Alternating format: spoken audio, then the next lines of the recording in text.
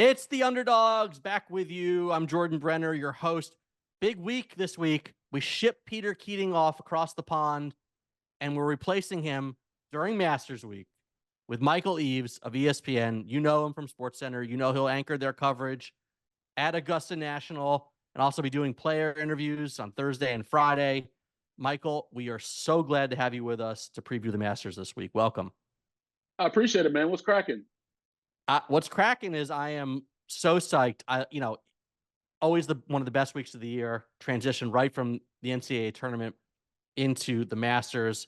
Yeah. I may have been driving down the road the other day playing Augusta by Dave Loggins in my car. I am ready to go. Let me ask you first. This is your 8th year now at Augusta. Does it ever get old? What is it like, being part of this tournament, being on the course? It's a tradition unlike any other, they say. Yeah. This is my favorite week of the year. This has always been my favorite event. Even before I started coming here to cover it, it was always my favorite event. It's not my favorite sport. I'm a golf geek, but basketball is my favorite sport, in the NBA specifically. But in terms of one event, it is the Masters. And I think it may be the greatest convergence of excellence and nostalgia, right? Because it's the one major that is contested at the same golf course each and every year.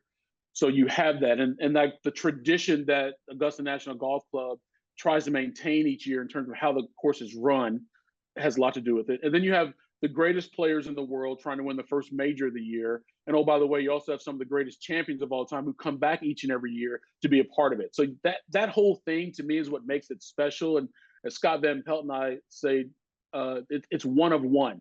There's no other event like the Masters. I mean, the U.S. Open is great. The Open Championship is older. U.S. Open, PGA, they're all majors, but there's only one Masters, and there's only this one event that stands out for some reason, or some of the reasons I mentioned. But yeah, it's been a favorite of mine for a long time, and it never gets old coming here. It doesn't. It just doesn't, man. It's like the kickoff to spring. It's like a kickoff to golf season, and it looks as beautiful this time as it did the last time, if not better. It's just the coolest thing ever, man.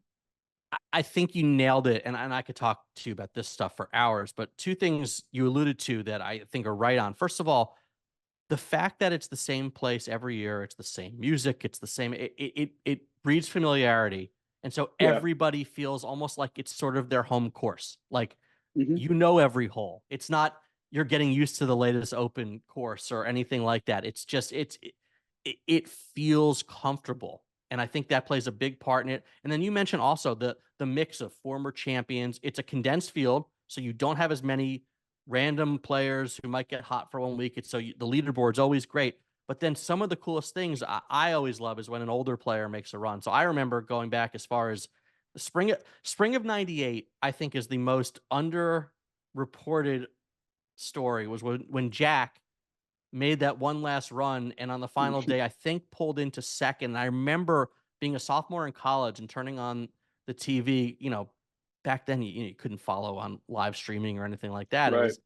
And I was following on an early internet scoreboard, and so I'd seen that it moved. And I remember turning on the coverage and Jim Nantz saying, "You will not believe what you're about to see."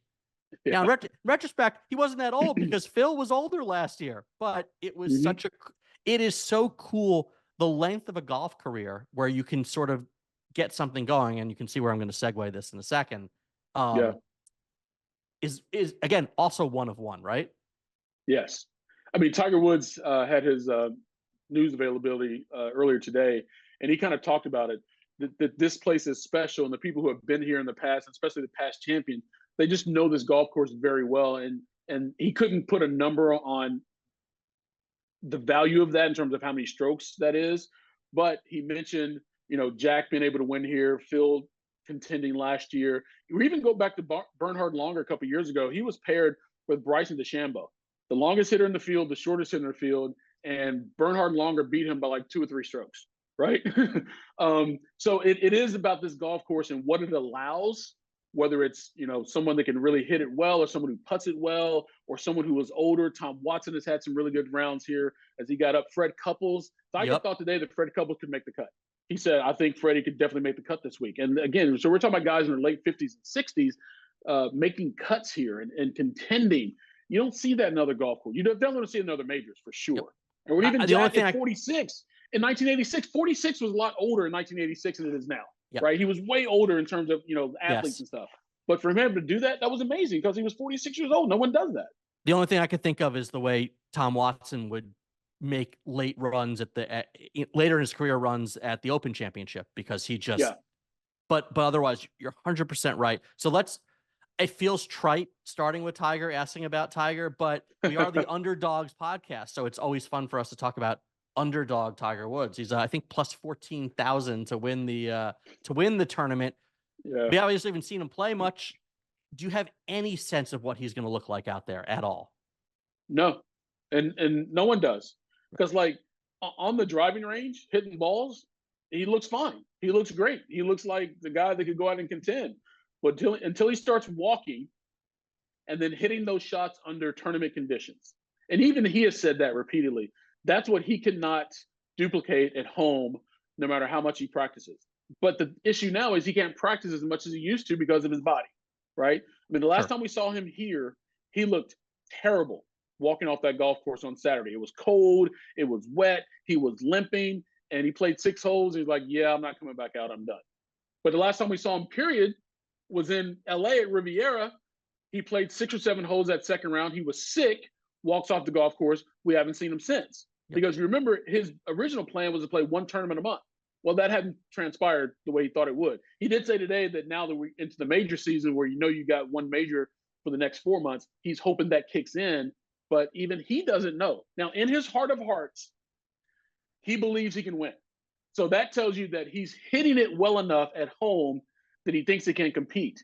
But until he gets out there, Jordan, and starts walking and hitting those shots, even he doesn't truly know. Right. And I think we saw in his last victory how much his expertise on this course. Now, look. Oh, absolutely. It's still night and day, right? Yes, that was a comeback, but he'd already been playing good golf entering the tournament. But yeah, I know you said, look, we can't put a number on it, but it is that X factor that he just has a feel for this course the way few ever have. Well, you know what, Jordan, that year in 2019, there's one number we can put on it, and the number is 2, because he made up 2 shots on everyone that was in contention on the 12th hole, right? When Brooks Koepka put it in the water in the group in front of him. Molinari put it in the water, and Finau put it in the water with him in their group. He hits it to like 25, 30 feet left of the flag, 2 putts for par. All those other guys made 6 or 5, pardon me. So he made up 2 shots right there. So him just realizing that flag on Sunday is not worth it. I don't care where I am in this tournament. I'm going to go right here in the middle of the green and try to make par. That goes to institutional knowledge, but also not getting caught up in the moment and relying on that knowledge to hit the shot that's necessary. And he pulled it off. The question is now, he knows all the shots. Can he execute them? Yep. All right. So you can go plenty of other places to talk about Scotty Scheffler and Rory and John Rahm and Xander. Okay. Let's move past the top favorites. So there's 12 guys who are plus 3,500 or shorter odds to win this. It's Scheffler, it's McIlroy, Rahm, Schauffele, Brooks Koepka, Hideki Matsuyama, Jordan Spieth, Niemann, Ludwig Aberg. Or is it Aberg or Aberg? It's kind of hard. It's like more like a O sound. Oberg. Okay. Yeah, it's more like Auberg, but like right. O. Bryson DeChambeau, Victor Hovland, and Tony Finau. Outside of that 12-person crew, is there anyone you like as maybe a little bit of a longer odds contender to win this thing? I almost don't want to say his name just because there's almost like an automatic jinx on it. Okay. And it's Wyndham Clark. No one's played better golf. Only one person played better golf than Wyndham Clark this year, and Scotty Scheffler.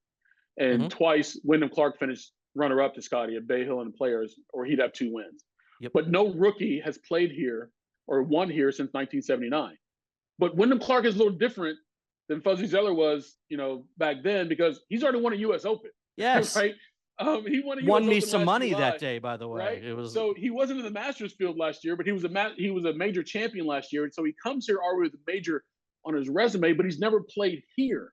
So if he plays well, I do believe he will contend. So if you're looking for a guy maybe finishing your top 5, I would not put it past Wyndham Clark at all. But to actually pull it off, and win it on Sunday, I think that'd be really, really hard. Although we have seen Will Zalatoris get really close to winning his rookie year. Sure. Jordan Spieth almost won it his rookie year. So we've had guys contend. If anybody, I could see it being Wyndham Clark, or maybe Cam Young as well. Like if Cam Young is going to win his first major, I could see him winning it here, just because his game, the way he plays, he's long, he gets it out there, he putts well enough, right? That I think he could contend here as well and get his first major. So those are two guys I would lean on right now. I think that could, outside that top 12 you were talking about, that would have a pretty good chance. We get fun betting odds on both of them too. Clark's plus 4,000 to win, plus 750 for top 5. Like you said, that might be a nice little bet to make. And Young's even longer, plus 5,000 and plus 900 for a top 5. How about sort of arguably the hottest guy in the field right now, Akshay Bhatia? I think he's plus 10,000 to win. You know, there's always sort of a recency bias, right? Comes in coming off a tournament win. Does he have the game to make a real run here? Yes. The way he hits the ball, yes. And he's got way more confidence in his putter now. He switched to a longer putter. He goes broomstick style now. And here's the interesting stat from last week. So he led wire to wire. He did not miss one putt inside of 5 feet. I think he was 52 of 52 inside 5 feet. And if you remember, Denny McCarthy birdied the last 7 holes. Akshay had to make a decent length birdie putt on 18 to even force the playoff because Denny was playing so well. And then when he got to the playoff, even though Denny had chunked his ball in the water, he still made the putt for birdie, right? So he's putting it really well. He was in the middle of the fairway. And here's the thing. He's a rookie here too, right? Mm-hmm. But 10 years ago, he did compete in the drive, chip, and putt. So he has putted some of the greens here. Right now, granted, you only get 2 putts on, I think it's 9 or 18. I think it's a 9th green where they set it up. So at least he has more knowledge than Wyndham Clark has, you know, coming here in some regard. But like if you told me he finished top 15, I'm like, okay, I could see that. But to contend, not so much. So it's really interesting. So I actually just turned in an article for The Athletic about 10 minutes before we got on the podcast, and Peter and I don't know if you know their work in the NCAA tournament. We do this. It was Giant Killers at ESPN. It's Bracket Breakers at The Athletic. We project NCAA tournament upsets. We have a model. It's very mathematical. So we tried to take some of that and apply it to long shots at the Masters, right? So the framework was trying to find guys who were ranked outside of the top 50 on Data Golf entering the tournament and finished top 10 at the Masters. Okay. Basically, there have been 20 of those guys in the last 10 tournaments. So you're looking at like 2 a year, which immediately shows you how chalky the Masters tends to be, right? There are not a lot of guys outside of the top 50 vaulting up the leaderboard, but you get about 2 a year. What's super interesting is you can slice the data any which way. Look at strokes gained, look at driving distance, putting, look at how they were playing coming into the tournament. In the end, with these guys, it's just so random to figure out who's going to play well for 4 days and above the level they've been playing at to this point in the year. Are there any guys just that you have a feel for? Again, maybe not to win, but maybe a top 10 finish who were sort of either bigger names who are struggling outside of the top 50, a Cam Smith, or maybe a lesser known player who has something you like to make maybe a top 10 run? See, I think it kind of goes back to that historical context you just gave there. The guys who play well here typically always play well here, right? And to come out of nowhere and to do it is rare unless you become Will Zalatoris, right? Where like no one knew who Will was basically when he contended a couple years ago, but he did it 2 years in a row where he played really, really well. So now like our Will is just one of those guys. He's not some fluke guy that came up out of nowhere and contended one time, Danny Willett type thing. He's just that guy. And come to find out, he's contended other majors as well. Will Zalatoris is just really good, right? Yep. But other than that, outside of that, Jordan, I don't know, because I always kind of lean on the guys who play well here. And most of those guys we talk about are the ones who are in that top 12. Like, I still can't believe Xander Schauffele hasn't won here yet, right? Like, and it could happen this week, and I wouldn't be shocked at all. And no one would be, because he plays so well when he comes here. Rory McIlroy plays well, but he has always one bad round typically that kills his chances, but he can also shoot 65 or 64 on Sunday and backdoor top 3, right? But he hasn't played Rory well for a while, right? Even last week in Texas, he played great Sunday. Friday and Saturday, not so much, right? So is he kind of that guy that hasn't played well as of late that could come in and contend? Absolutely. But he's got demons. He's got to get over that. He's got to, try to finally win here and complete the career Grand Slam.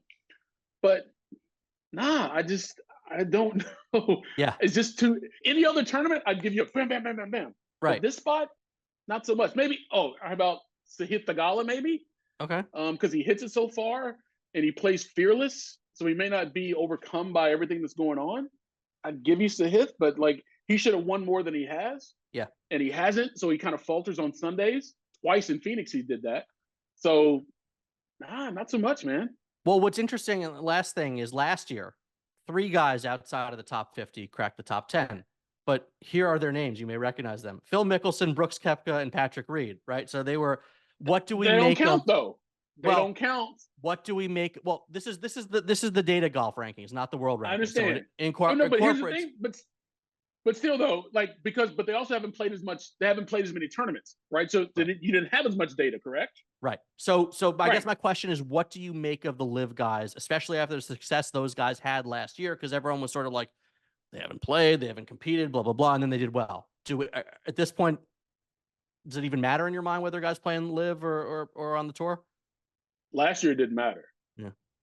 But we're 1 year removed from them playing less golf, right? So they played less. They played more or less golf. I know it sounds stupid. No. Like the year before, they had played. They'd all played a full slate the year before. That's how I feel. They'd all played a full slate, and so then it was just that first. It was only a couple months after not playing a lot. Now they've had a year and a half of not playing a lot, right? So what is the cumulative effect of that? We won't know until starting Thursday how that plays out. But you're also talking about, when you talk about Jon Rahm and Brooks Koepka, I don't give a damn world golf rankings, data, I don't care about any of that stuff. They're 2 of the best golfers in the world. There's no question about it. So you kind of throw some of that out, throw that away. Patrick Reed has won here. He knows this place. That's why Phil was able to play so well last year, and that was the only good tournament he played all year, was here, right? So he still hits it long enough, and he knows the place well enough that he can do that. So those guys, yes. But if you're just running off any random guy on live, no. Not maybe Joaquin Niemann, because he's played here before as well. Not one, but he's played here before, and he's playing as well. They're for a stretch playing as well as anybody in the world. But just like Burmeister, no, not just anybody on live. I don't expect Terrell Hatton to be in the mix this week. I just don't. All due respect, but it's not, and that's not necessarily because of live. It's just because of how much golf or how they played coming into the week. Well, the fun of this is that we can all make our picks, maybe put a couple bucks down on someone here and there, but in the end, there's so much randomness in the golf tournament, and that's so much, man. And people don't understand how much has to go right for anybody to win a golf tournament. I mean, absolutely right. Whether you're talking about some of the greatest players in the world or somebody who comes out of nowhere and wins it as a fluke, it's so much involved, man. And it matters what time of day you play. If the weather comes in, Brooks Koepka kind of got screwed by that a little bit last year. He will tell you. Again, there's so much involved, way more than any other sport typically. For sure. Well, look, I know one person who's winning this week, and that's you. Enjoy it. True that. Suck it all in. It is. I am jealous beyond belief. Have a great time, and we'll be watching you on TV. Sounds good, man. I appreciate it. Thank you, Michael.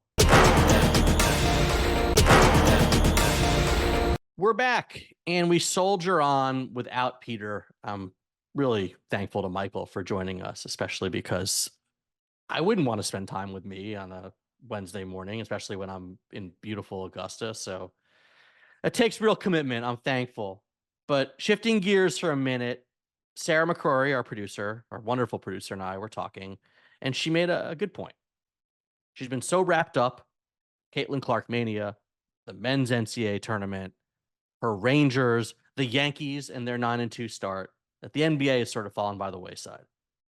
And Sarah, this is the final week of the NBA.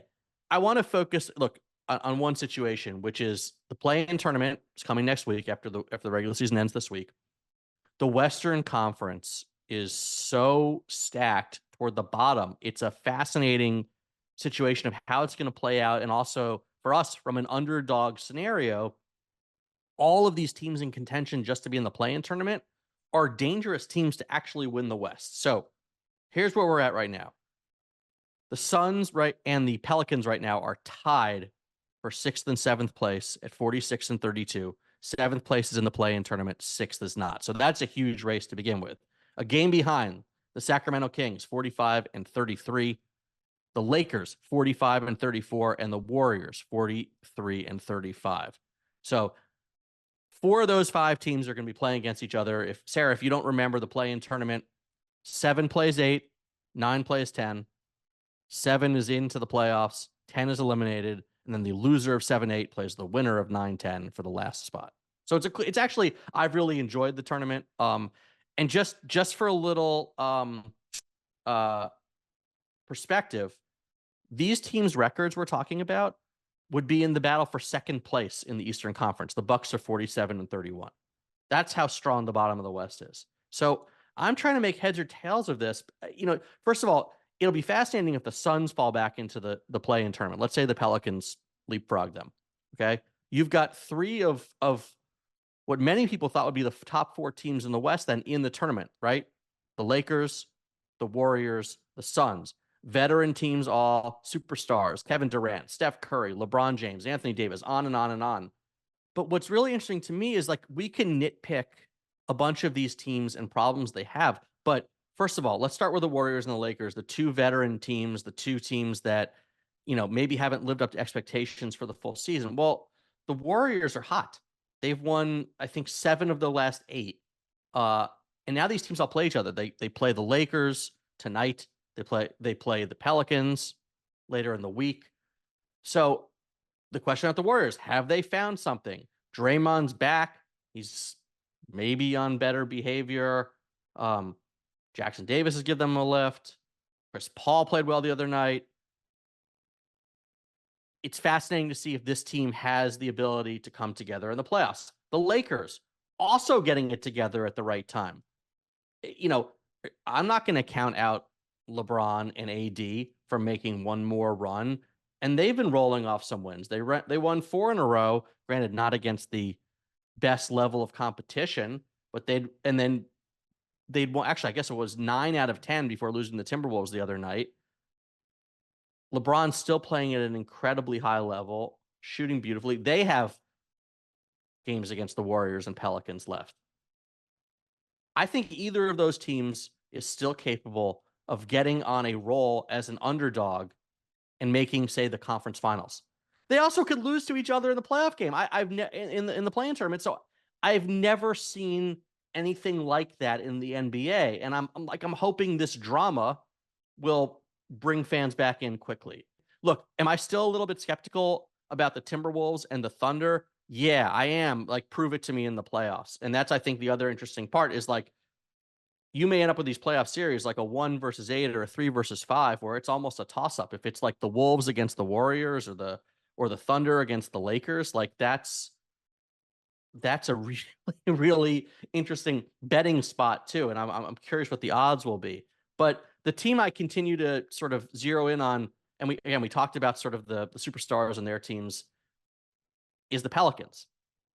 They've got to get Brandon Ingram back. Supposedly he will be back by the end of the week. But Zion Williamson, very quietly, I just want to talk about this guy because he is still just 23 years old. And I think people, I don't want to say wrote him off, but turned on him very quickly. All the injuries, the weight, some of the off-court stuff, it seemed like people have moved past him. He is playing fantastic basketball, and he's stayed healthy this year. He's played 66 games already. He's expanding his role. Now he's pretty much playing a point forward. He had 5 block shots the other night. I always thought he would be an impactful defensive player, and it hadn't happened yet. But they put him at the 5 against Phoenix the other night in an 8-point road win without Ingram, and he was fantastic. 29, 10, 7, and 5. I want to see Zion on the big stage this April too. It's time. So I feel like the funny thing is, like, the team that gets overlooked then is the Kings, right? They are young, they're good, but they don't lack that uber star. I love Sabonis, I love Fox. They're not at a LeBron, Durant, Curry level, and they're not what Zion could be.